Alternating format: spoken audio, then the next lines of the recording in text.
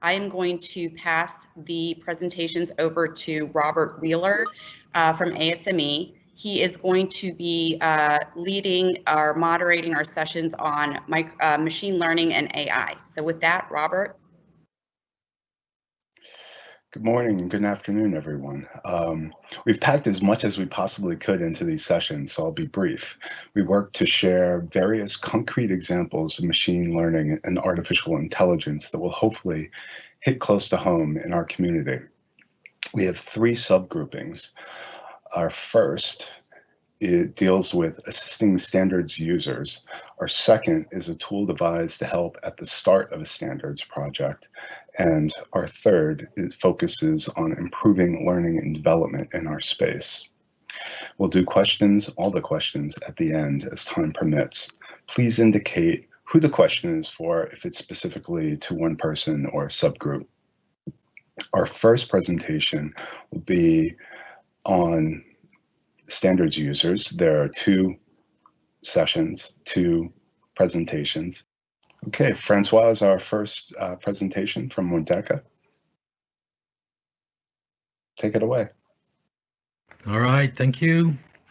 I'm Francois from Mondeca. Very happy to be here today.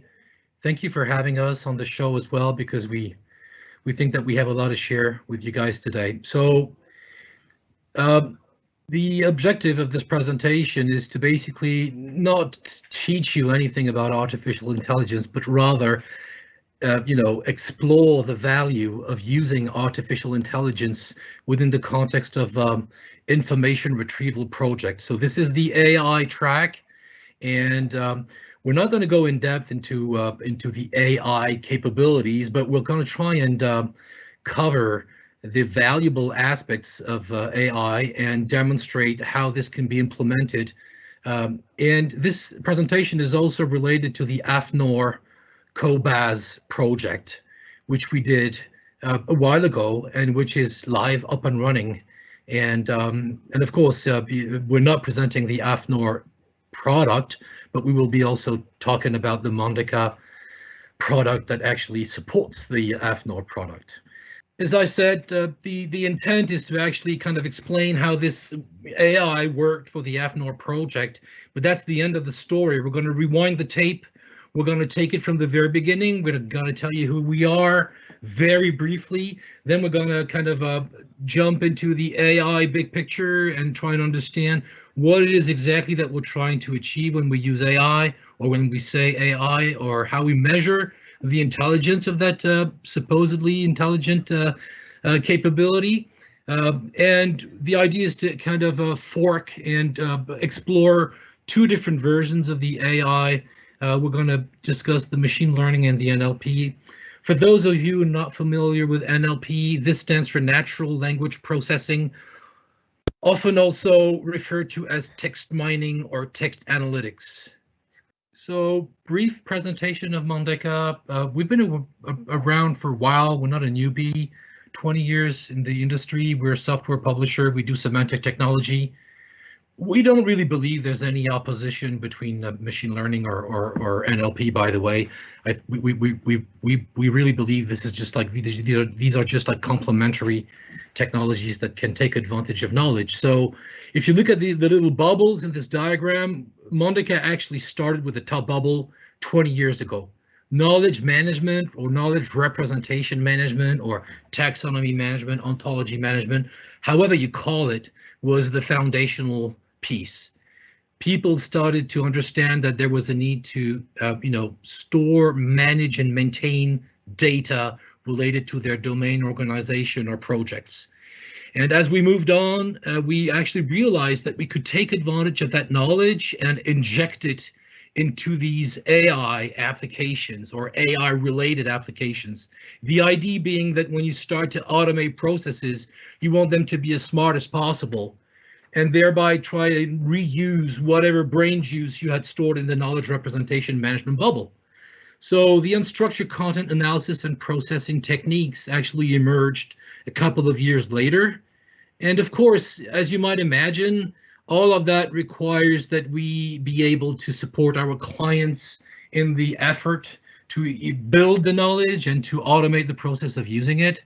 So we're kind of, doing everything that has to do with preparing the data, transforming the data, querying existing data to reuse free of charge data, etc. And down the line, this is kind of supporting our, tagline, which is making sense of content, and that's what Mondeca is all about. So the track is AI. Again, as I said, I don't mean to be, teaching any lessons to anyone here. I kind of reused, the basic definitions you can find around.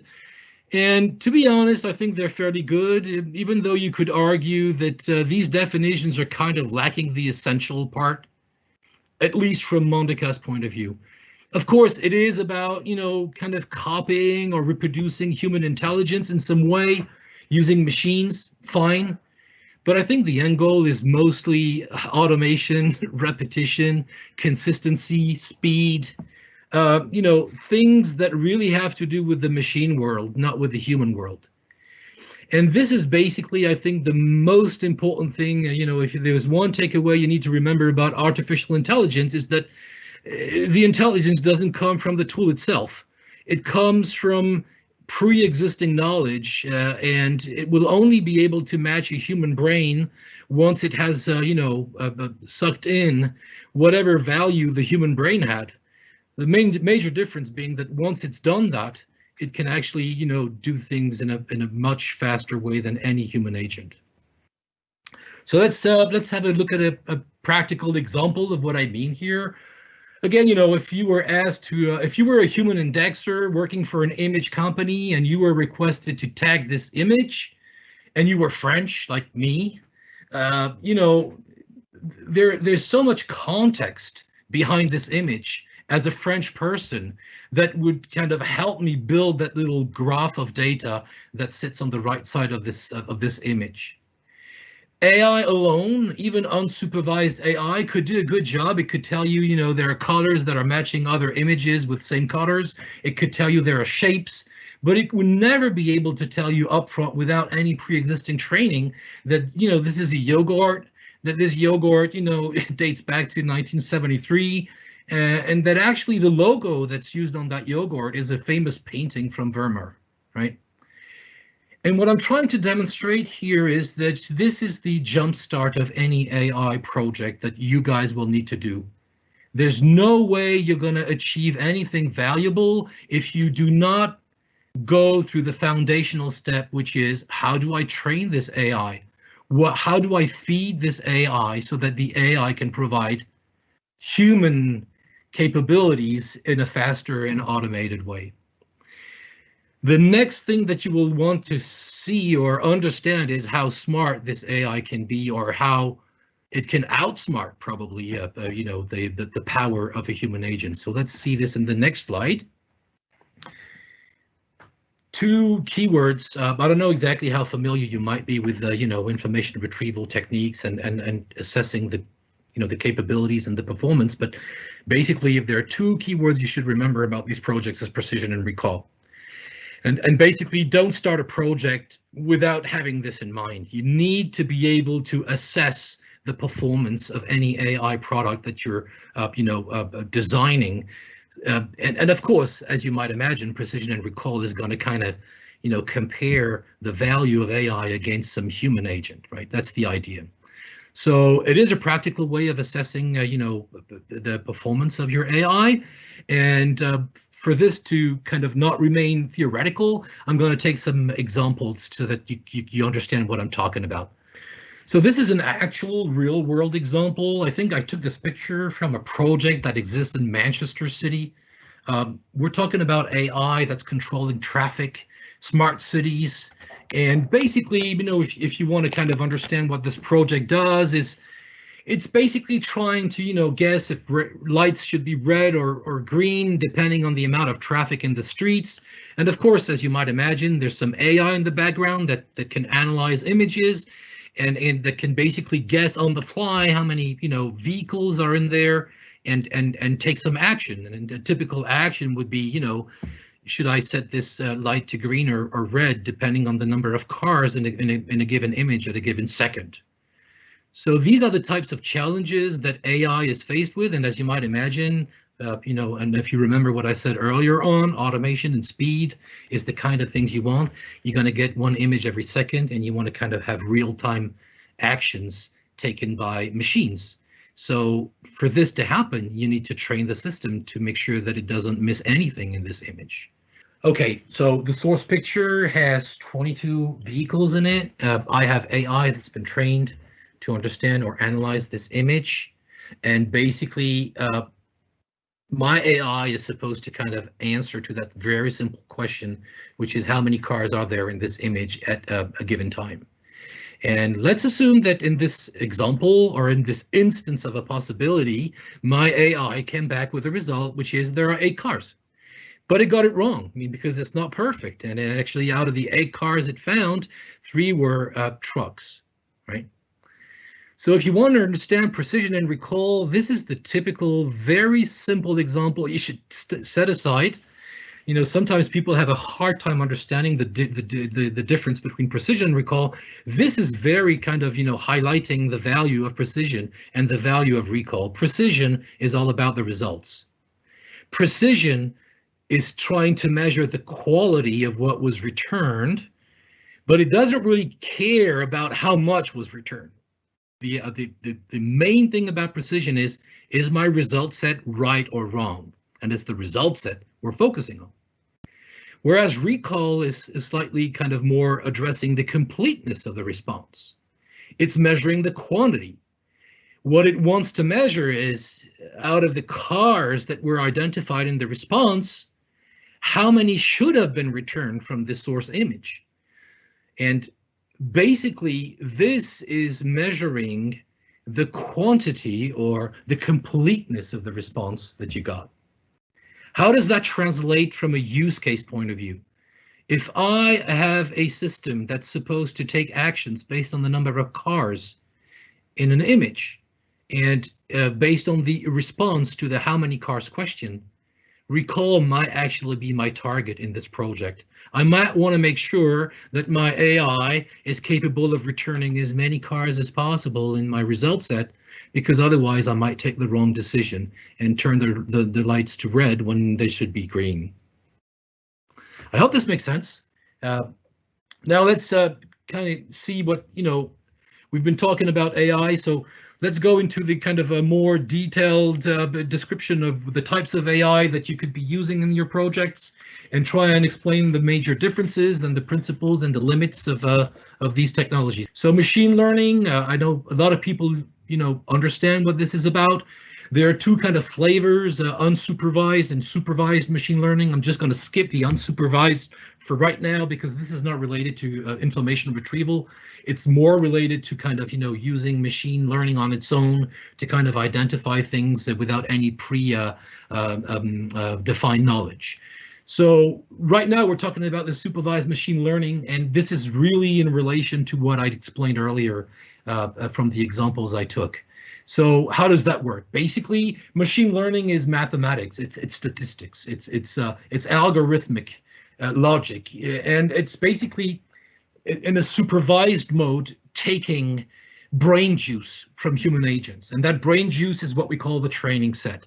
The training set is basically a human labeled set of information that the machine can actually use to learn how to respond, right? And of course, when you do the training set exercise, you basically need to kind of, you know, regroup subject matter experts or anybody who's competent in labeling the content or the asset.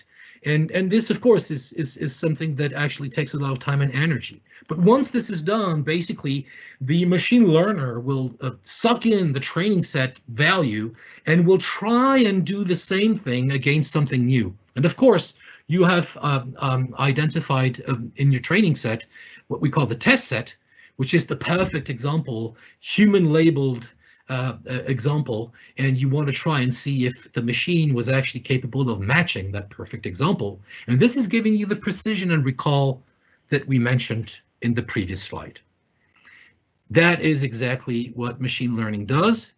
And try and understand now what are the kind of limits to this. Well, as you might have guessed from the example I took earlier on, If I'm training my system to do a good job at identifying, I don't know, objects or vehicles or pedestrians in an image, the quality of my training set will drive the quality of my results.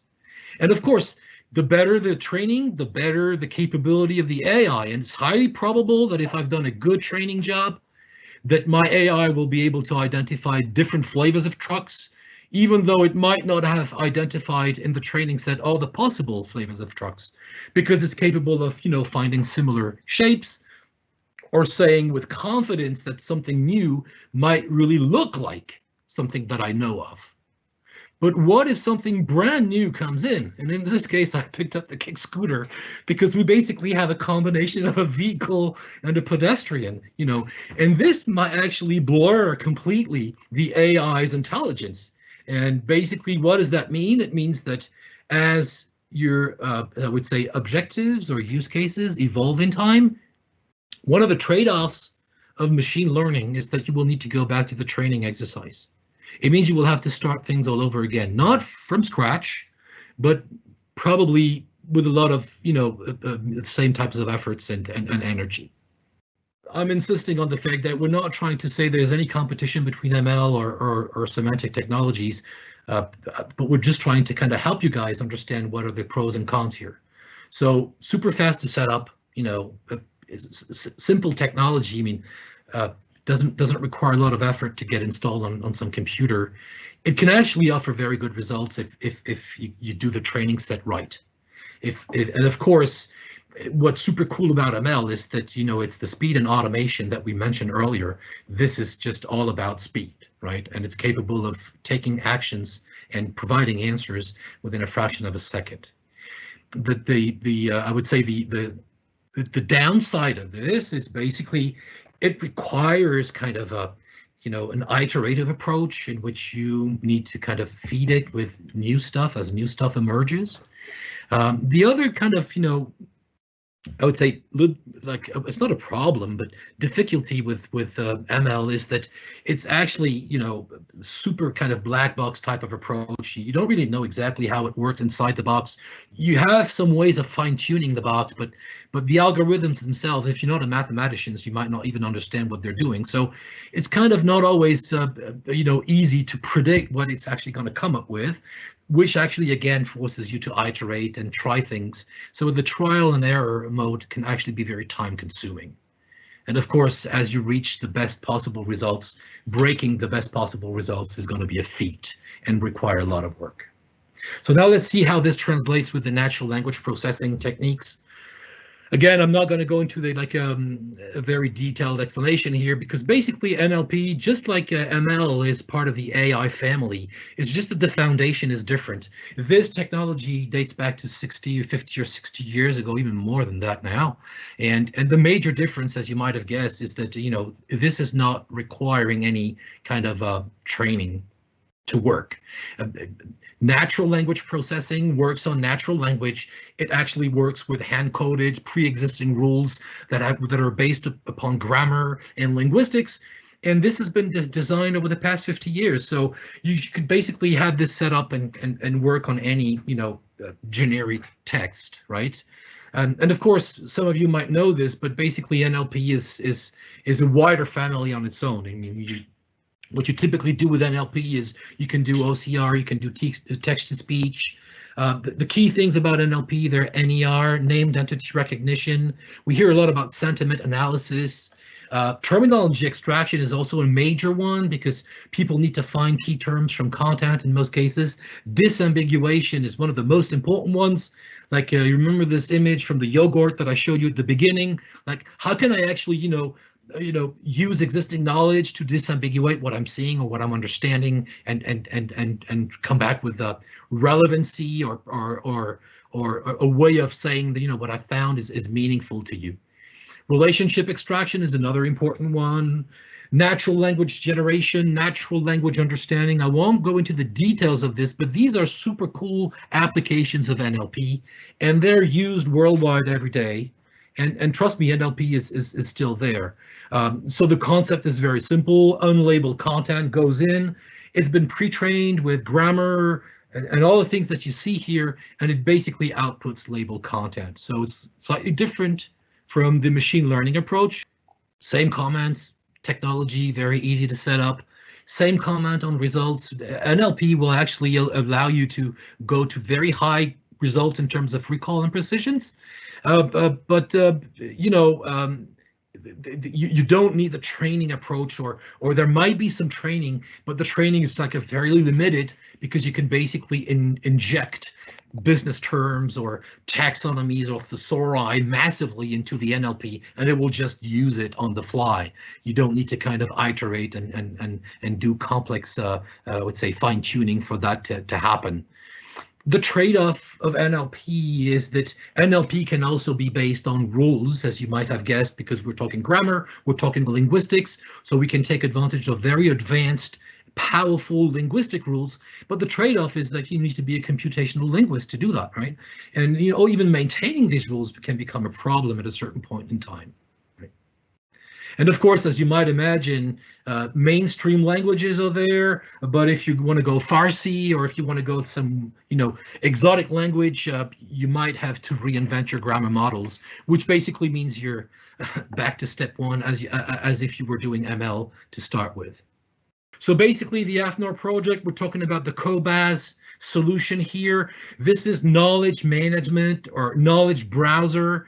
So COBAS basically gives you access to standards, and the beauty of the COBAS application is that it's assuming that users have an interest in identifying various facets, meaningful pieces of information from standards. And the entire idea about this project was for us to be able to extract from standards all of these key elements using NLP. This NLP was actually also, you know, using, I would say, business terminologies, combination of business terminologies and rules, right? And basically the idea is to kind of down the line support some end user experience in a search portal. That's what it's all about. Content comes in. The pipeline is basically a natural language processing pipeline that automates 100% the process of analyzing, extracting concepts, named entities, definitions, references, cross-references.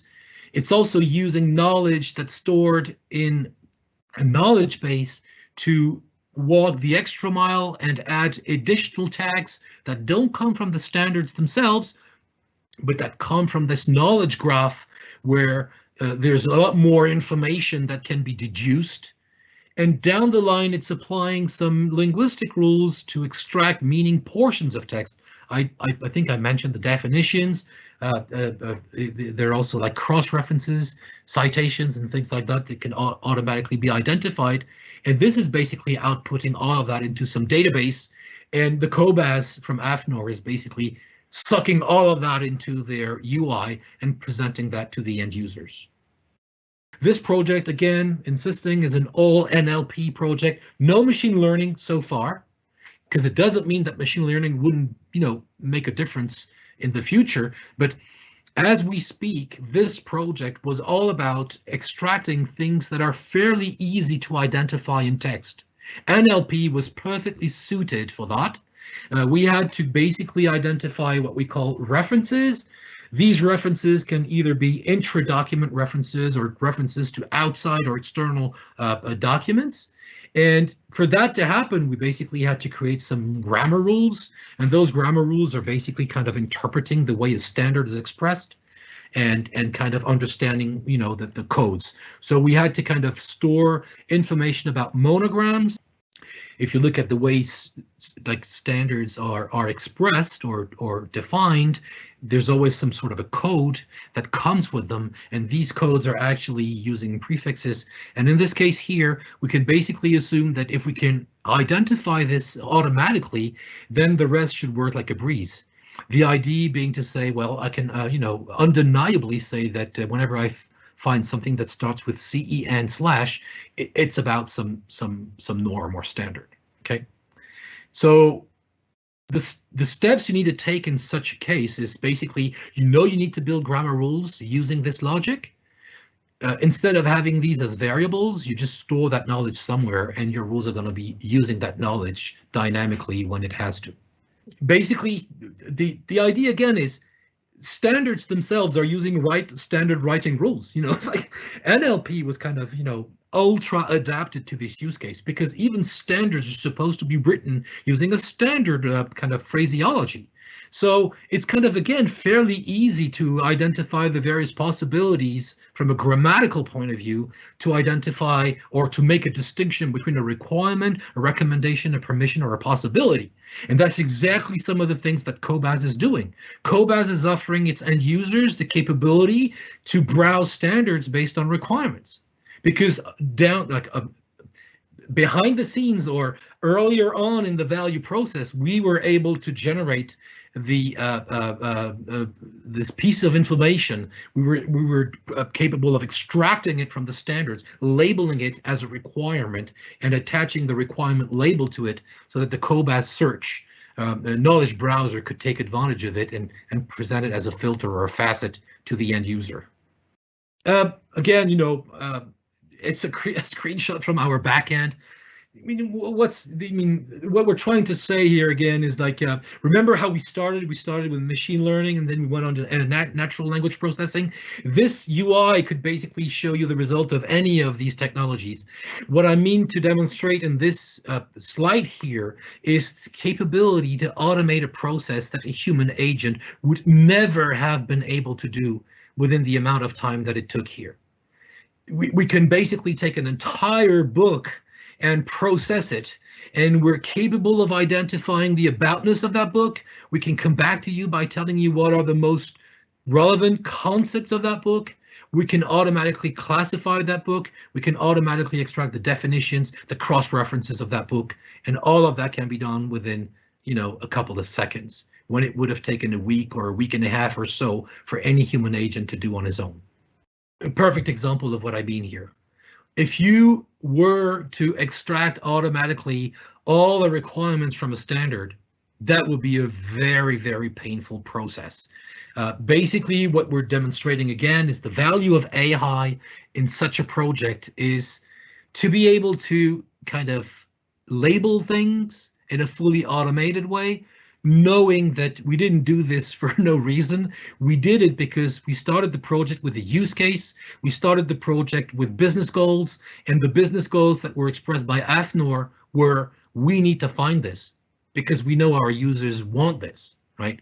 So none of what we did, even the reason we picked up NLP versus ML, was based on our own decision. It was based on the use case and the business objectives of the project. I mentioned rules. Let's be honest. We have 150 rules that were coded. It's time, it's energy. The beauty of rules is that they're ultra predictable. As I said earlier, they're based on existing knowledge, so it's the closed world. Nothing's kind of like a black box here. You can read the rule, you can understand what the rule does, and you can tweak the knowledge or tweak the rule in a fairly easy way. That's not the kind of thing you can do with ML. You can't tweak ML algorithms. You can tweak the tuning or the parameters, but you can't change the algorithms themselves unless you want to design your own algorithm. So again, I think what I'm trying to illustrate here is, it's the pros and cons. You need to create those rules, and not all of them, by the way, are about extraction. Some of them are about identifying things in unstructured text. Some of them are about post-processing the text for good reasons, because we get some noise or things we need to remove. Down the line, 150 rules. It took a while to create them. Once they're done, they're there, and you don't need to kind of come back to them unless something changes in your standards.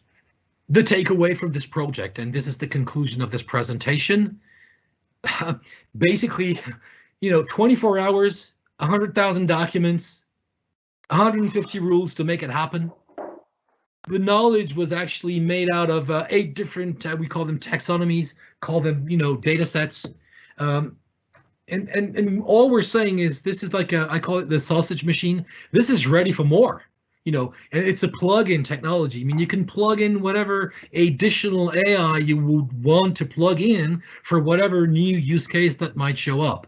And we know this, and I think AFNOR knows this too, that once new use cases emerge, you don't need to reinvent the wheel. You can add to this platform, new stuff. Without restarting from scratch. And that's it for this presentation. Thank you very much for your attention. Thank you, Francois. That was great. And next up, we will have Dominique Grau from Beuth. Dominique? Yes, I'm here. Hello, everyone. Can you hear me loud and clearly? Very good. Thanks for handing over. I'm trying to speed up a little bit with some charts from Beuth, which is actually, let's call it a down-to-earth topic. What I'm presenting now is what we're doing in our web shop, which is something that you guys have as well on your website. In some cases, what I'm trying to showcase is a practical approach towards accelerating your own revenue setup based on simple and easy to use AI models. What the initial goal was of this project that I'm going to present today is that we had the e-commerce store up for several years, and the team was asking themselves, what can we actually do with some nearly market-ready AI methods to increase our e-commerce sales, but also not by developing our own in-house AI system, but to use something that's ready from the market, an external plugin or some kind of feature or code set that we could then implement and integrate into our e-commerce and content management system. And is this something that potentially lends itself to use cases that are going well beyond the initial e-commerce use case? And is this something that can serve as the base for a potentially broader AI initiative here at Beuth and DIN? So what the team discovered by doing a market research throughout several months is that there are quite a number, a plethora of companies on the market in Germany, but also in Europe and in North America that do have some AI methods ready to use that fulfill all the purposes and the goals that the team had for the e-commerce use case. And the system that they've implemented here at Beuth is called Praxis, which is a company here from Germany, and they have a very small need artificial intelligence that you can just implement into your content and e-commerce management system, and then plug it into the product categories that you're serving to your customers.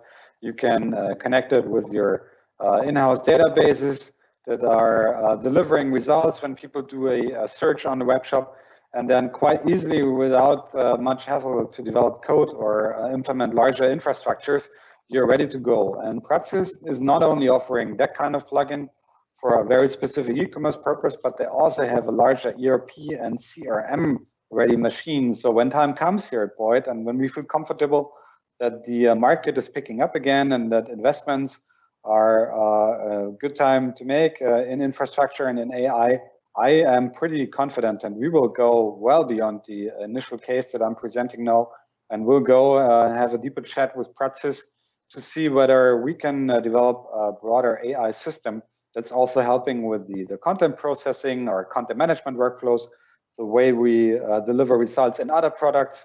So that's probably only the start here with Praxis in the e-commerce context and the e-commerce scope. And the good thing is, I've done some research prior to this presentation here at the Tech Forum. What I found is that there are quite a number, I think I found half a dozen companies that offer similar tools that are ready to use in other countries and also secure from a data storage standpoint when you need a local provider and local developer data. So if you find something interesting here, some interesting ideas and interesting use cases, do not hesitate to reach out to me or do some market research in your own country. You will find companies that are similar to what Praxis is doing here at DIN & Beuth. So let's do a quick journey like if we were a user on the Beuth web shop. What's actually happening with the Praxis engine in the background? When you come to the Beuth web shop as a user and you're looking for a specific product, like a standard secondary content, could be a webinar, it could be an online service or a management solution that we offer, you most likely type in a keyword or you click on a specific product. Then the Praxis engine kicks in. It understands what you're doing. It has a database of similar content. It has a database of so-called user journeys that are either similar or somewhat comparable. It's not so far away from the engine that we just saw from Mondeca with the precision and recall mathematical and statistical approach. That's precisely what's happening here as well in the background. The Praxis engine, from a mathematical standpoint, is constantly measuring what's happening on a website, what users do and when they do not click on certain products or do not continue their user journey towards a specific sale or purchase, because that's also not only the success factors are relevant to the learning method of the AI, but also the non-success factors. So when someone does not click on a specific product, it means something. It might be the wrong product, it might be presented in the wrong way, or it's not relevant to the product or the topic that the user has been looking for. So this process engine is a learning algorithm that's looking at our shop and users and user journeys every day, and is trying to deliver ever better real-time content and product recommendations. And the initial goal, as I said, was by not putting out a huge investment, going to a market ready and ready to use software and try to see if we can accelerate our revenues from a more automated standpoint with a ready to use and simple AI. And what we are seeing in terms of business results here at Beuth, at the moment, if we look at the years 2019 and 2020, the additional revenue that we see from the process engine, they're going well beyond 100,000 euros per year net. So it's quite a nice AI-based additional revenue, as I would call it. It's not something that's like a make or break scenario in terms of if we don't have process, we're going broke. That's not what's happening. But it's a very nice stepping stone towards potential increases and potential revenue scenarios that go beyond what we're doing with process at the moment. So what we can say as of today is we found something that's ready and good to use. We found something that can be implemented within a very short period of time into our existing e-commerce engine, and it's actually delivering good results to the people, so much so that there are user journeys that are delivering additional revenue to us without us having to do anything for it, because the engine is working on its own and the algorithms are learning on their own based on statistical and graph-based approaches. And it's actually a very nice scenario that helps us understand better what we can do with our engine that's existing. And if we then look into potential next steps that we have on mind and that we're exploring with this engine, there are a couple of things, and I put down 5 or 6 ideas here for you guys to take home with you, so that when you speak to other providers that have similar tools at Praxis, you can then maybe share these ideas with them and see if they offer services that are good to use for you. The near-term future with the AI engine from Praxis could go into click paths and patterns in all kinds of products that Beuth offers. So as you know, we have a tool that's somewhat similar to Font-XML. It's called Context. Praxis lends itself to being integrated into Context, so that when someone uses a standard, works with the standard content, we can then use the Praxis AI engine and deliver certain recommendations and content observations to the user or a user group. We can build nice and neat little customer service bots on the web shop, because if you know that if there's a certain user journey towards a product, and if someone then asks the service a question, you can then connect that data point and deliver it back to Praxis and say, hey, we have 100,000 customers who are looking into this standard. Then there are 100 similar questions that some of them ask us every time. You can then put these kinds of questions, if they show up on a regular pattern over time, into the engine, and then can build a self-learning customer service bot for that kind of content. If we look into the mid to far term future from a technological perspective, we could build a search engine by using Praxis and other similar tools that goes across all our products. Connect them, connect the database beyond that, look for similar ontologies and similar database patterns that we can link with each other and build a holistic search that's being optimized and being from a AI standpoint being fed with additional data from the Praxis engine that has this database already from the shop scenario that I just described. So it has already a large database of user journeys, of click paths, of observations from how people interact on the shop. And then we could connect that to the holistic search engine across all our products to deliver either better results across the products or guide users towards features that they have not yet discovered, or that might help them save time or come up with better results or come up with better topics when they work on certain kinds of contents. So these are mid to far term scenarios from a content usage standpoint and holistic search standpoint that we think are interesting to explore and that we might be working on in the next couple of years. We could also look into kind of optimized content production, because if we know what people are looking into using and purchasing and commenting and sharing, we can then redistribute these results and to see whether we can automate some of our content and content delivery workflows. And I'm almost at the end of this presentation. This is the second to last final chart. I'm showcasing some of the ideas for our midterm tech roadmap here at Beuth. You see the red bubble on the left side, the little red square. This is where Praxis is implemented at the moment. It's in the Beuth web shop. And the next step, as I mentioned already, will be to try to implement the Praxis AI engine into several other products, such as the Nautilus standards management software, the context standards usage and context standards work engine, and to deliver the next Praxis 2.0 engine to the shop. That's only step one. The next step might be, we're not sure about that yet. The ideas are circulating here within Beuth, and then the next step might be actually to look into building one platform across all our products, so that we don't have 3 to 4 several core platforms for the shop, for context, for Nautilus and the other tools, but to have an AI ready or an AI enforced single one platform model that's delivering certain kinds of products.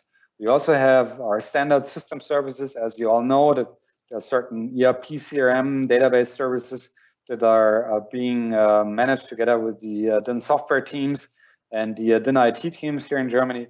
And they, of course, will be optimized and improved over time as well, such as the MarkLogic database, our XML content workflow, together with the Font2XML workflow by ISO. So there are a couple of scenarios potentially, we're not sure about that yet, but potentially where I think that we could look into AI scenarios and see whether what we found with the Praxis and the AI engine that's already there in the shop and might be integrated into context and the other products, that this might be an engine that's also of interest for our standard system services and databases that do the groundwork here at DIN, and to also look into the platform strategy from a single platform viewpoint here at Beuth. And closing up my remarks, I hope I did save you guys some time for the next presentations. What we've learned so far, you've heard that already from me throughout that presentation, is that this was a risk-free approach towards understanding AI and using it within our products. It didn't cost much. It delivered certain revenues that we can now redistribute to look into a broader context and broader usage of the AI engine by Praxis. We will look into usage cases beyond the e-commerce platform. We will see whether we can implement Praxis and this AI method into other products at Beuth. And let's see whether or not that brings additional revenue or makes people's life easier by helping our content being distributed in a smarter and nicer way, or by help saving our standards users some time and efforts to find the right standards, to redistribute these standards across their organizations. It's a nice approach. It didn't cost much. It was a risk-free strategy, and here I am presenting it to you, and hopefully you can take some of the ideas with you to your organizations. And I'm always happy to answer questions after the session, so reach out to me via email, give me a call. I'd be happy to share ideas with you. And I'm very happy now to hand over this presentation to Jappe, who is, as you all know from NAN, the innovation manager, and he will present what I found actually very interesting, is database-based and AI-based approach towards identifying new stakeholders and new people for the standards management at NAN. And they found some surprising results as well, which Jappe will share, which I think go well beyond the initial scope of that product, such as a lead management tool. So I think that's a very interesting showcase, and Jappe, I'm very happy to hear and learn from you. Here we go. Bye-bye. Very happy to be here. My name is Jappe van der Zwan. I'm responsible for the NAN Innovation Lab, and I will share our insights on an innovation project that we did on the data-driven stakeholder analysis. So I will start talking something about the relevance of the project, the objective and the setup of the project. I will tell you something on the stakeholder ranking, I have 2 slides with some screenshots, and we end up with some findings and conclusions. So the data-driven stakeholder analysis. Maybe to start with the why of the innovation project that we did. As you know, as standardizers, broadly based committees and a good stakeholder analysis is one of the pillars of our standardization process. I think it's even becoming more and more important with increased public accountability and transparency that is being asked from us by our stakeholders.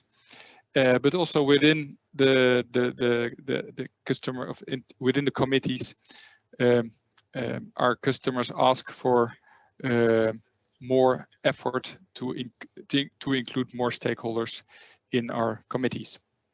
So that has led to the question if we as NEN can do the stakeholder analysis in a smarter way. So I think so that's where we started our project with the objective: can we find a more effective and a more efficient stakeholder analysis than the current method? And I think you should know the current method is that we perform an analysis through the web, through a supply chain analysis, through experience, but it takes quite some time, every year to do the stakeholder analysis. We estimate somewhere between 4 or 5 days. So efficiency is an important part here. Effectivity is about finding the right stakeholders, even stakeholders that are what we say that are the blind spots. So not only the stakeholders that you can think of directly, but also more indirectly. So that's where we started the project. We had contact with a partner. Partner is Brainial, and Brainial is an organization that's specialized in artificial intelligence, AI. So we sat together and we went into a concept. And the concept is quite simple. Actually, what we do as an input for the analysis, we provide them with standards. We provide them with so the content of the document. We provide them with the list of the TCs, the scope of the TCs. We provide them with the experts that are already in the TC, and we provide them with the customers, so the buyers of our standards. So the input is all data that's already available. That is being combined with external data, data from the Chamber of Commerce, and relevant information sources that are being indicated, all public information, and that's what we provide them. They enrich that, and the result is supposed to be a list of stakeholders that is ranked on the one hand, and the other main result is a news feed that's also ranked on relevance. So some general information is input, and the outcome is a ranking of stakeholders. So if I go to the next slide, what we did together with Brainial is that we built an application that is providing digital support for our consultants, and consultants are TC secretaries, project leaders, and that application does a better and a faster stakeholder analysis with a correct representation of the stakeholder categories and segments. There's some basic format that we use for that within NEN, but also within Europe. So stakeholder analysis with a ranking, an effective and efficient representation of the news, insight in market issues, so what's happening in the market, and also the continuous aspect of the analysis is also important, because organizations come and go, issues come and go, so it's not meant to do once a year or once a 4 year, but actually always continuous. So we started the project with a concept, with an idea of the application, and we set up 4 use cases. So we approached it really as an innovative project. 4 use cases. We used 2 existing technical committees, one on cybersecurity and one on fertilizers. We used 1 new work item, so where you do a stakeholder analysis from scratch, low temperature heat network, and we did 1 more horizontal subject, a more generic subject, which is a national implementation of the EFQM management system standards. So that's how we approached. There are 2 important limitations in a project. The first one is that the application will rank organizations, no contact persons yet. In the ideal situation, it would be ideal if you can get actually contact person out of the application, but we decided not to focus on that because there are some GDPR issues in that. So first try and see whether it works, and then we will refine it in a later stage with the contact persons. And obviously the second point, the application is a supporting tool, so it provides a list of stakeholders, with the actually contact of the stakeholders is to be done by the consultant himself or herself. Going to the next, as I said, innovative project. So we used an Agile Scrum methodology. We had a 3-month project with three sprints of 3 weeks, with working 3 days a week. So we started in March, we ended in June. So it was 100% online cooperation through Zoom and Teams and Airtable. And I think an important point, and I will tell a little bit more about it, is that an important aspect in the project was the training of the algorithm, and that was being done by the use case consultants. So I will provide a little bit more a deep dive into the stakeholder ranking and how that works. It is being built from 5 separate algorithms, the ranking, and I will go through them one by one. The first one is the lookalike. So that means that the algorithm, based on the list of customers and committee members, it can compare the profile of that organization with a profile from a possible other organization. So, and if there is a lot of similarity, for instance, if you know that one building company is a stakeholder, you can assume that another building company also is a stakeholder. So that's the first one, the lookalike profiles. The ranking looks to the visibility, which means looking into public content and seeing whether. I think I hear some other voice, but okay, I will just continue. Visibility is about how active is an organization in the public area. So if an organization is publishing a lot on the internet on a certain subject, you can assume that there's a high interest or high stake for such a subject. Specialism is the third one.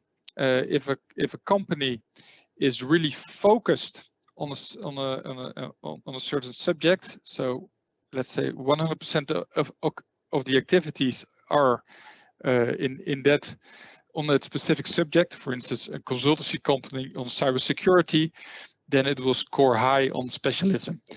If, for instance, in the area of cybersecurity, a hospital is also an important stakeholder, because security of information is important, very important, but it's not the primary activity of that organization. So it will score a little bit lower on specialism. Diversity is the fourth one. That is an algorithm that works the other way around. So it works from the scope of a TC. So what subjects are within a TC, and if there, in most cases, there are more subjects, more products, more services around it. And if there's a large match between the scope of the TC and the activities of the organization, it will score high on diversity. And the last one, also very important, is the feedback, the training. AI is about training, and in this case, the use case consultants trained with content and with stakeholders. In terms of content, they said this is important or relevant news. This is less relevant news, and that's how they trained it. When the stakeholders, they trained important stakeholder, not so important stakeholder, expect higher, expect lower, and they trained on the segments as well. So there was quite a lot of training around the algorithms. In total, the average training was about 1 day per subject. So if I go to the next one, I've made 2 screenshots here. This is how the application looks like. There's you can see there's a stakeholder ranking page. So we identified in this case, in the area of cybersecurity, information security and privacy, 647 stakeholders. They are being ranked based on relevance, and relevance is the result of the algorithm. So it starts with the highest one and then goes down. And obviously the assumption is that if there's a high ranking, so in this case 95% relevant, it is a stakeholder that should be interested in the subject and a possible member of the committee. What you also see here is that we included the fact whether they are already existing an existing customer of NEN, either committee member or buyer of the standard. There are small icons below the organization. The segment is being predicted. So what type of company is this, and also the role towards the subject. So that's part of their standardized stakeholder analysis. It is all linked to the Chamber of Commerce information, so that gives you a lot of information on the stakeholder. So this is the ranking part, which provides an interesting result. And there are all in the application. There are all different ways to navigate, to filter. There is a function where information is being tagged, so you can directly search on that as well. So this is the part on the content, and what it basically does, it shows of the news. I have to say, it shows all the relevant news related to the subject. So it's all coming from public sources. The source is being given, and there's a list of relevant news here, also made on relevance. So this really provides a lot of information, and what we've seen is that it gives a lot of news items. So also here, the filtering is really important. For instance, on the relevance, on the source, but for instance, also you can filter and search on company. So all the news related to a relevant company or to a certain subject. So that's the application in a nutshell. I will go to the findings and the conclusion. As I said, it was an innovation project. We had 4 use cases. We had a team of NEN people working on this. Next to the consultants, also some marketing people, and as it should be, we had an evaluation with some success factors. So this is the list of success factors we defined before, and yeah, I will go through them. So we concluded that a broad set of stakeholders was being identified over all categories and segments of the stakeholder analysis. So basically, conclusions, it really worked.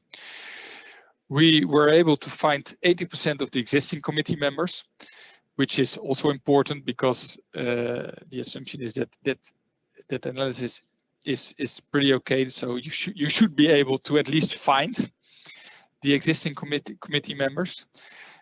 We also were able to see additional stakeholders, what we call the so-called blind spots. So our use case consultant said, okay, we identified some stakeholders that I didn't see or didn't expect before. We did not come so far on the market issues, so the intention was that we also see, based on what's happening in the outside world, that there are kind of new standardization subjects being identified. We did not focus really on that because we focused on the stakeholder analysis, so we didn't succeed in that one. We provided a dashboard with a clear insight in the ranking of stakeholders and the relation with the relevant content, the relevant news. And we also find out that in terms of training, the application provided sufficient added value in time. So simply said, it was a 1 to 1.5 day training instead of a 4 or 5 days stakeholder analysis in the old way. So pretty successful. If we do a more qualitative analysis, the use case consultants were really positive on the added value of the tool in their work. They said it's always important to do a good interpretation of the results of the work, and we saw a difference between various use cases. We saw that the more subject-focused committees have the best results. So the one on cybersecurity and on fertilizers. The new subject also had a good result, but required a bit more training. And the same applies for the more horizontal subject that required the most training and have the least added value. But what was interesting at the moment, I said to the use case consultant, but how do you normally say this is an important stakeholder or not an important stakeholder? It was very difficult for him to actually sharply define what were his criteria. So, and I think that's a signal that it is, for a more horizontal subject, it's more difficult to find stakeholders, and that's also my practice that I found when I was a committee manager. The news feed was actually a little bit of a surprise, but the consultants find it a really great value for them, but also for the committee members themselves. And it was important to get a continuous stakeholder analysis. I think I mentioned that already earlier. So the use case consultants were very positive as well. I think this one I already explained a little bit in terms of efficiency. The training to set up the application is 1 day, 1.5 day per subject. Stakeholder analysis is 4 to 5 days. So there's quite some efficiency in there, especially if you know that we have 700 committees. So that was a very simple quantitative business case.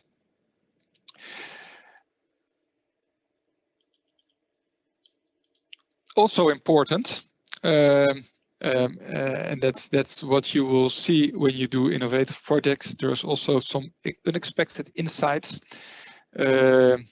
What we actually saw, you saw the numbers there, almost 650 stakeholders. This actually, you could say this tool is a good lead generation tool for standards development, but also for publishing. It is an important lead generation tool.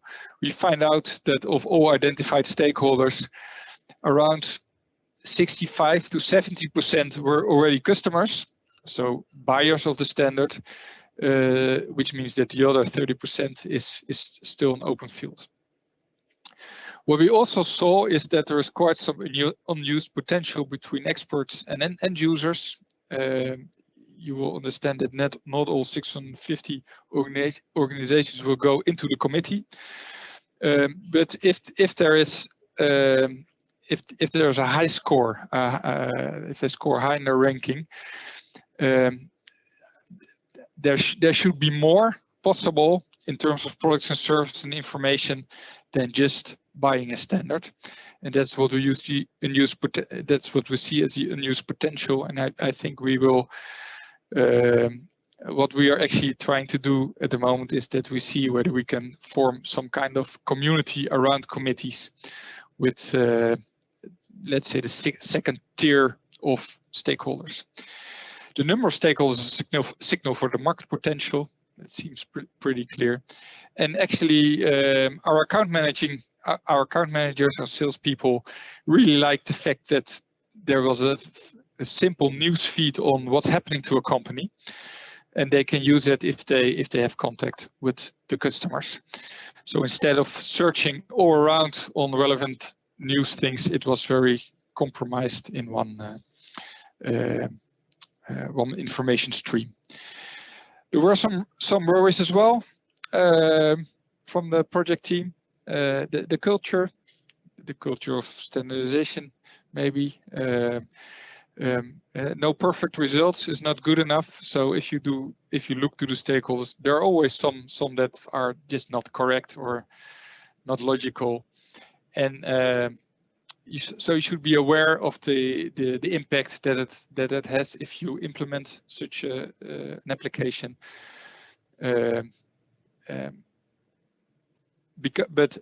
on the other hand, and that's my view, I think people are making mistakes as well. It might be a little bit more hard to say that, or to admit it. But there is something in the culture. The training training of time is always an issue, so that could be a burden. The data quality, of course, the better the data quality, the better the results.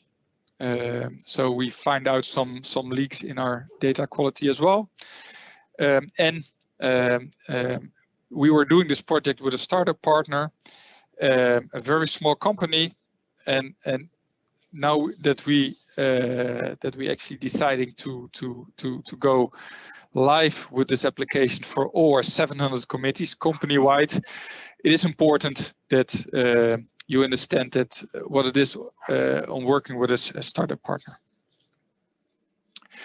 So coming to the final sheet of my presentation, as I said, a very positive innovation project, a very positive result, and we went into an implementation into our standards development organization right away. So we had a use case of 4, and in June we will go to 50 at the end of 2020, and we hope to implement the rest next year. So we will start using the application then full of NEN. Marketing and sales will work out how that is a lead generation tool, and also within our innovation lab we will explore new opportunities. We will see whether we can bring this into a commercial product in the area of management systems, where it is actually a requirement to do a stakeholder analysis, environmental analysis on a company. So we have a spin-off actually with a customer. International options. I think it's important that we, among our communities, we already share a lot of things. I'm very open to share these kind of things as well. So I'm willing to share it with all of you. It seems quite simple to implement it for another NSB. A connection to your National Chamber of Commerce data is important. national language obviously is important. So I think that's how I will end an open invitation. If you want more information and see whether this application can work for you as well, please contact me. Thank you for now. Thank you, Jappe. The next segment we have is on adaptive learning, and Sean Thomas from API will head that. Sean? Great, thank you, Robert. I appreciate the introduction. As we have been learning about artificial intelligence and machine learning, I would like to move the conversation along into another realm, and that's from the learner perspective and training. Go ahead and advance. To give a context to what we'll be discussing when we talk about adaptive learning, if you think back to your days in university when you had a really good professor and the semester starts and maybe you start a little slow into the information, the professor's taking their time, but as they learn about you as a student, the experience that the classroom is bringing to the students in the classroom are bringing to the course, the professor's adapting. They're speeding up through some topics, they may be slowing down through others, adapting new instructional activities, but trying to meet the learners where they're at. Traditionally in e-learning, it's been very transactional. We develop courses with a lot of knowledge and information. We put them into hopefully somewhat of an interactive environment, and it's up to you as the learner to pull information that's being presented to you in front of you. But everyone starts at the same spot, they end at the same spot, and their journey, for the most part, is relatively the same, no matter if you have 15 years of experience in that subject matter or 2 months of experience in that subject matter. But what we can do now with AI and machine learning is that same adaptation that the professor is using in the classroom, we can bring to e-learning. So we're moving again beyond the methodology of just transactional and making it adaptive, and it could be linear, in as simple as how you're doing on pre-assessments or knowledge checks. You could skip along through different content within the e-learning, or more advanced, where the course is picking up on behavioral and cognitive indicators and putting you on different pathways depending on the amount of experience and knowledge that you're bringing into the course.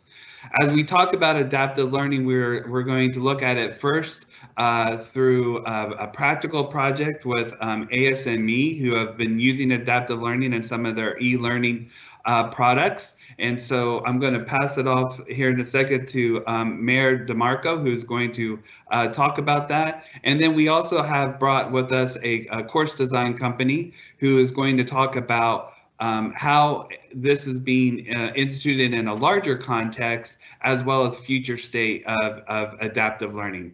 So Mair, I'm going to pass it off to you and have you talk about ASME's exciting new products. Great. Thank you, Sean, for that introduction. I'm the manager of learning experience at ASME, and my team and I are responsible for developing courses at ASME, specifically for engineering professionals. So what we did was we conducted a needs analysis of the industry that we're serving, and we determined that there's a specific global pain point that we're trying to address. And you can see it here. Demand for engineering jobs, they're on the rise, but companies are really having trouble trying to fill these positions with qualified individuals, both internally and externally. Our solution at ASME is to provide engineers with the knowledge, skills, and ability that they need to fill the talent gap. And as Sean said, we're filling that in some of our offerings through e-learning. We showed that, we know research suggests that automation and job changes are front and center for these professionals that we're trying to serve, almost to the point of paralyzing them. They don't know what to do.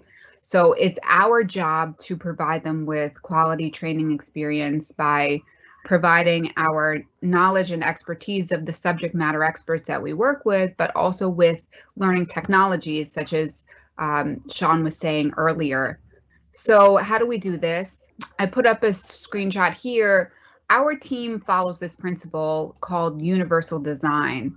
And this is where we consider the diverse needs and abilities throughout the process so that we can create courses that benefit the needs of all types of learners. And universal design is just a fundamental condition of good design. This is a quote I like to show. So, did you know that 70% of what I'm about to cover right now, when you virtually walk out the door, you'll forget 70% of what your audience has heard. And that's really important because we need to remedy that. And so by providing good design, we can address that fact right there. So how do we do this in good course design? One example is through spaced repetition. This is an evidence-based learning technique. Usually it's performed with flashcards in the classroom, but we can also do that through e-learning. And there's different techniques that we can do in design. And it's commonly applied in the context where a learner really must acquire many items and retain them in their memory indefinitely. And that's what we're trying to do, right? We want to really get that content across, and how do we help the learners retain that information? Another way that we do this through e-learning is through formative assessment. So another way to reinforce that learning is by providing formative assessments, and that is low stakes quizzing throughout the course content. And you can see the statement on the slide that we say formative assessment is for learning, and it's not necessarily a way of measuring learning. So how do we measure learning? So in addition to formative assessment, courses use summative assessment to really reveal how students have learned what we want them to learn. And for this to occur, the assessment, the learning outcomes, and the instructional strategies really need to be closely aligned so that they play off of each other. And so to ensure that these components are aligned, our instructional designers, they really have to ask themselves a couple of questions. So when it comes to learning objectives or learning outcomes, they ask themselves, what do I want students to know how to do when they leave the course? For assessments, what kind of tasks can they perform that will reveal that they have actually achieved these outcomes? And then lastly, the instructional content strategies. So what kind of activities can reinforce the learning outcomes and prepare them to actually take those assessments? We wanted to offer this strong learner experience, do something that's not your traditional e-learning offering, such as Sean was talking about. How do we leverage this learning science as well as the instructional design principles to really build this new type of product? So in order to accomplish this, we define the goals that you can see on the screen here. So I talked earlier about this learning pedagogy and how to apply the learning science. But equally important is to collect and analyze data. So we wanted to make sure that we had a way to do that. And we also wanted to leverage educational technology, such as adaptive learning, artificial intelligence, and machine learning. So that brought us sort of to where we are today.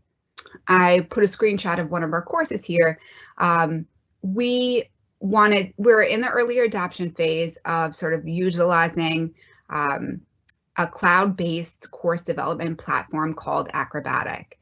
And this tool will allow us to build the interactive course that we want, where we could also utilize the data to do things like identify learners that are at risk, learners that aren't actually achieving the learning outcomes that we want them to.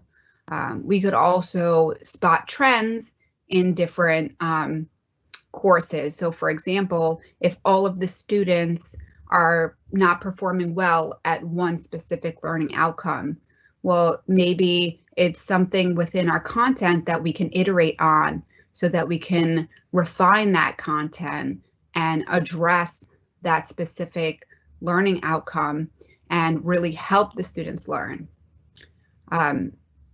So what I want to do on the next couple of slides is show you some of the features that we're utilizing currently within Acrobatic, and then I'm going to hand it off to the Acrobatic team, Chris and Linda, who will really dive into the behind the scenes and show you how their software actually operates. So on this slide, I spoke about learning objectives earlier and how they're really a critical component of being able to measure learning success. But typically, in the higher ed or any sort of class that you've ever taken, well, you probably have seen, the student will be able to, and a list of bullets at the beginning of your course content.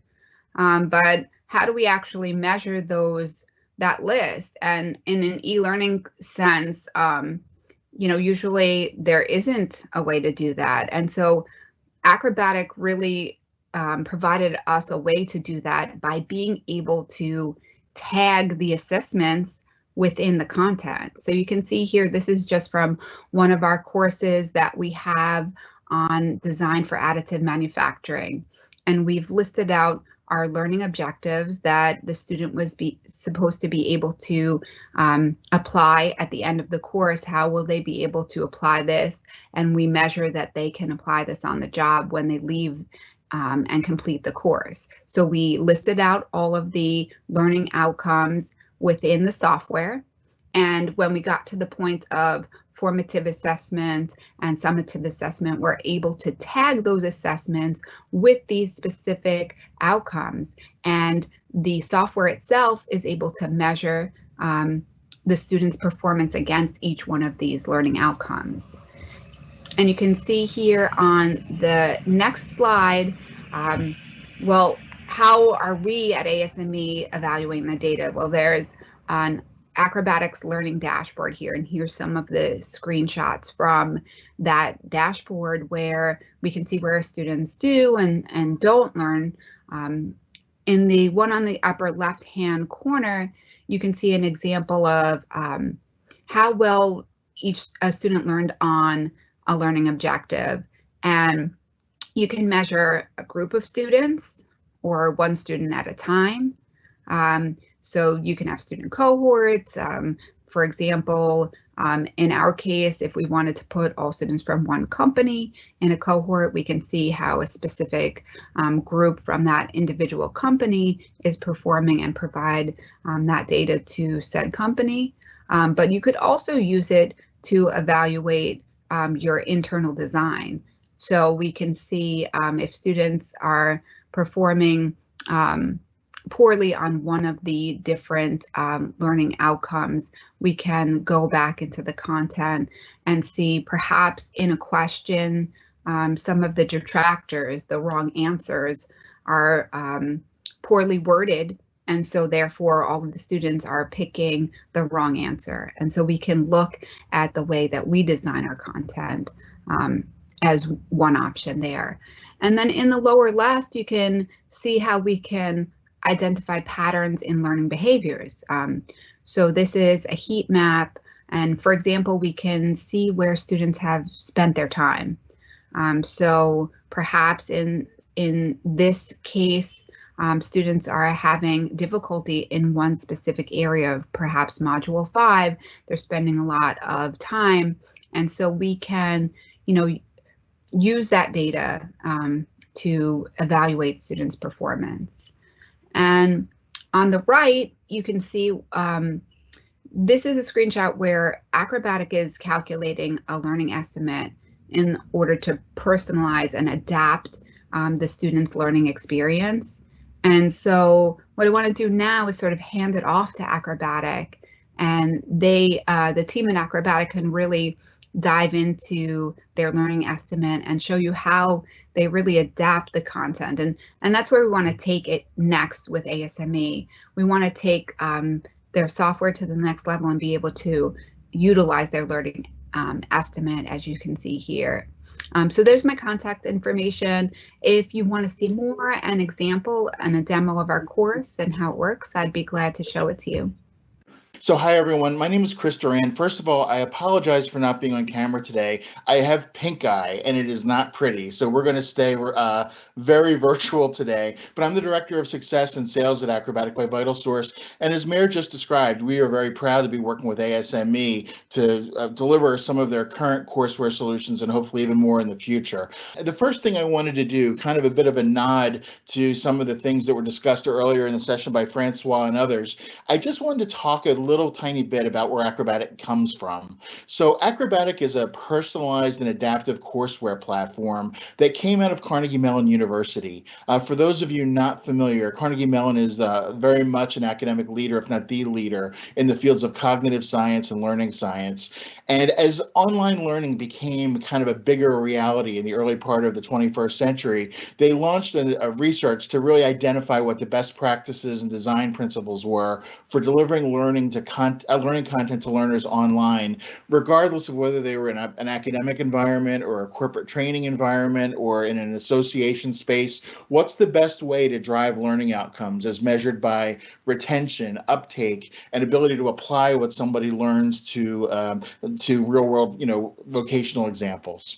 So out of that, Acrobatic was born, co-funded both by Carnegie Mellon University and the Bill and Melinda Gates Foundation. And before, clearly the focus of our conversation right now is about adaptive learning, but just in a little bit of a nod to our earlier discussion about artificial intelligence and natural language processing, I did want to highlight one of the outcomes of that research and therefore one of the tenets of our Acrobatic platform. And by the way, in case this slide deck is being shared, I did put a little link to the research there, so feel free to dig in on that and reach out to me with any questions. So one of the things that came out of the research was that delivering formative assessment directly in line with the content that an online learner is experiencing has up to a 6 times improvement outcome on whether or not that student learns that concept and is able to retain that and apply it. But at the same time, authoring formative assessment is one of the more onerous parts of delivering online learning. You have to have a subject matter expert and an instructional designer and a lot of QA. And to be very frank, the first 10 questions that are authored tend to be much higher caliber than the last 10. So we use artificial intelligence and natural language processing to actually identify meaningful formative assessment opportunities directly from a text or a manual or whatever the kind of origination content is. And that really not only speeds up the process of creating courseware, but also creating courseware that's built on those important, requirements from Carnegie Mellon. A lot of formative assessment deployed in line with the content, which again has that great impact. We can also use those assessment items, though, to drive adaptivity. To be very honest, there are many different definitions of what adaptive learning can be, or what it is, or what it should be. In many cases, folks tend to see it as the length of the journey and the next step of your journey through core content is very much a function of your performance in that core content. So if I show mastery of a lot of different concepts that are presented to me, chances are I'll have a shorter journey than my colleagues. Think of taking an online driving test or even the GMATs or something like that. Demonstrating that competence early on really can limit or lengthen the amount of content that I have to go through. Based on our research from Carnegie Mellon, that is not our definition of adaptivity. Our approach is that core content is just that, it's core. If, God forbid, if I land in the hospital, I don't want to be helped by someone that sped through that that content on dosing. I want to make sure they went through every little bit of it. So we use adaptivity in a very different way. We deploy adaptive assessments around core content in order to really drive success at that part of a learner's online learning journey. There's two different ways that we deploy those assessments, and I'll describe those and show you some examples of both. Oh, and by the way, there's a link here to a kind of an open access gallery where you can see them for yourself. The two ways that we deploy adaptive assessments are, first of all, through a diagnostic pretest, and second of all, through a practice post-test. So think about the core content that very smart people like those at ASME put into their courseware. By deploying a diagnostic pretest, that's a way of making sure that an online learner is actually up to speed on the prerequisite requirements for that core content. I'm going to use an academic example, so bear with me. Imagine a student that's going into a statistics course in higher ed or in grad school even, and it's been a while since they had math courses. Chances are one of two things is going to happen. Either they're really going to struggle in that stats content, or if they're working with a live instructor, that instructor is going to have to really help them get to where they need to be successful and do a lot of remediation work. So by using a diagnostic pretest, here's a possible scenario. A student goes to their statistics course, but the first thing they do is they take a diagnostic test that's completely adaptive.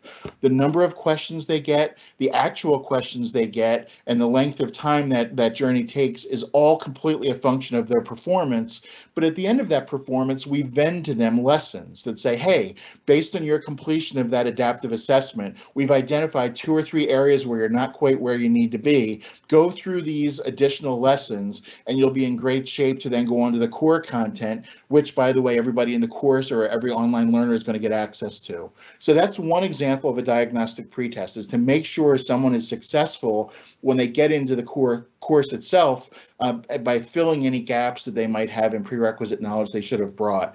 And by the way, as a usage case there, we also have partners that have, for example, board prep courses that consist of nothing but these diagnostic pretests. Maybe their learners don't want to get walked through every concept they ever learned. They just want to be ready for their board tests. So they could take a battery of these diagnostic pretests just for the hope of vending to them lessons that they specifically need based on areas where they haven't met a certain threshold of competence. So that's one way that we deploy adaptive assessments.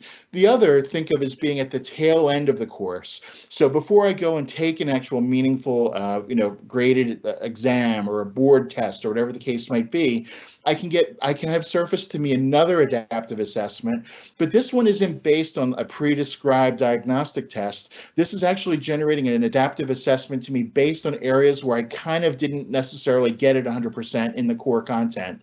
So when I get to the end of the course, I'm presented with a practice test. In my case, I might get 30 questions. Robert's smarter than me, he might only get 5. The questions that he gets are going to be different than the ones I get. And in fact, it can be tailored to the point where the questions where I really am having trouble, additional content can be scaffolded around that. So what I would say is that the acrobatic perspective on adaptive learning, and therefore the Carnegie Mellon perspective on adaptive learning in an online environment, is to give students or learners exactly what they need to be successful at the next part of their journey, whether that's going into courseware that they're going into for the first time, or proving their competency in that courseware by virtue of being ready for a final exam, a practice test, not a practice test, a grade-bearing test, a board test, etc. So that's kind of the approach, that's our definition of adaptivity.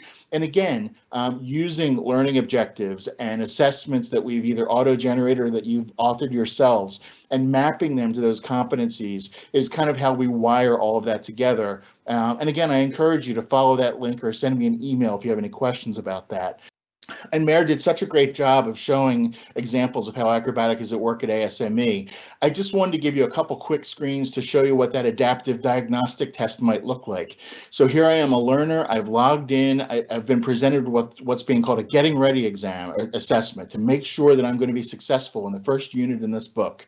If I go to the next slide, I hit begin. I'm presented with a number of questions. And again, we have about 14 different question types, scientific notation supported. The number of questions I get is going to be very different. I might get 10, someone else might get 20. It's totally a function of how well I'm demonstrating my competence of the skills that are prerequisites to this course.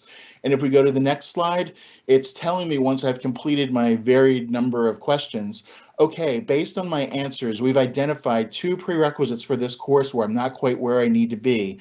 And as a result of that, pages have been created for me. Technically, they're being vended. They've already been created. They're just being deployed in response to that performance around certain concepts. And then those concepts, if I go through those lessons, I'll go right to the first page of the course like everyone else, and I should be off to the races. So that's our approach towards adaptivity. The only other thing I wanted to mention really quickly is kind of coming attractions. Mair mentioned the concept of spaced repetition. That's something, we have a bunch of different R&D initiatives that are going on right now. Spaced repetition, where those assessments are delivered to somebody just in time at the right place to reinforce their understanding of the concept, is something we're working on. We're also working on a much more robust ability to auto-generate those questions to begin with, to get to a much deeper level of learning, including metacognitive reporting and things along those lines. And the other thing that we've been evaluating and pretty much is on our roadmap now is very, very AI, which is the whole notion of artificial intelligence nudging for individual learners. So for example, if we've identified that student X in this online courseware product never looks at the videos that are embedded, that were authored into the course, we can nudge them and say, hey, we noticed that you never watched these videos. Students that watched the videos got 22% higher results on the assessment at the end of the course. You might want to do that. Or, hey, we noticed it's been 4 or 5 days since you've logged in. If you log in more regularly, this stuff will start to take effect. So there's a happy combination in the acrobatic world, certainly all driven by data, where assessment, much of it driven by artificial intelligence, and adaptive learning driven by these deployable adaptive assessments can really result in better learning outcomes and better ability to apply the concepts in these courses to real world examples and to people's real work lives, for example. So that's pretty much everything I wanted to cover today. I hopefully didn't go too far over time, but I did put links and my email address in the deck, and I certainly welcome any follow-up questions. Thank you all so much.